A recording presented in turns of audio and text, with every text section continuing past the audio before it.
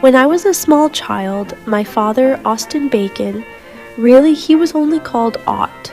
I don't know how to spell that nickname. You should have seen the name spellings on his mail.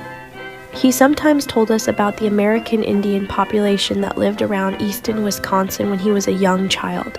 I think there were quite a few Indians in his community.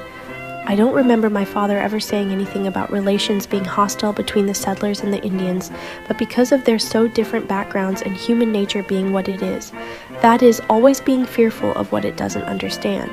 My father said his mother was nervous because a nearby Indian man came around when his father was away, which was quite often because Grandfather Bacon farmed some, but was also a carpenter, and with transportation being what it was, he could be gone for an extended time from his home. One day when Grandfather was at home, this Indian man came by, and my dad said his father invited him into the house, and being a small child, wondered why he insisted the visitor sit in a carefully placed chair in a corner of the room while telling him he'd like to show him a white man's dance. Now my father knew his father had a fine talent for dancing and saw him begin the intricate steps of a jig. Just for a minute, allow me to leave my story so I can put in a needed explanation.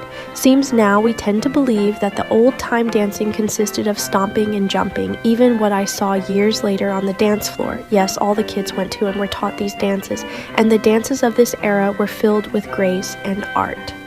The schottische and polkas were almost like a ballet, the square dances carefully executed and supervised, and the waltzes were a smoothly swirling scene of beauty, and the two-step the fun one. Of course, not everyone was a beautiful dancer, but believe me, it was an art form everyone aimed at.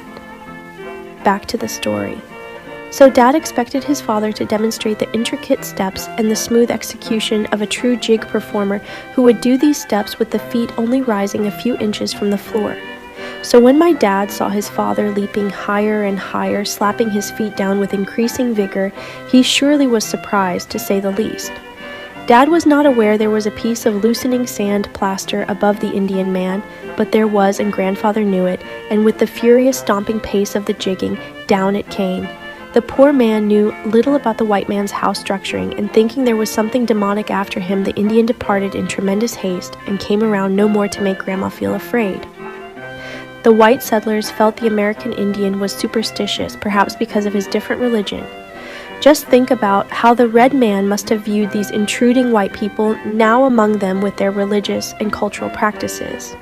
One can hardly imagine two more diverse cultures living so close to each other. As my father now and again told about these differences and related stories, I unconsciously became aware there was no lack of respect for the Indian intellect and ingenuity, and I knew he had learned many things from them. Since he was a self-trained veterinarian, he learned much about herbal medicine from them. He learned to recognize the medicinal herbs growing in the area, when to harvest them, and how to use them in his practice. He also learned about herbal medicine that he used for our family, so both the family and the animals were benefited.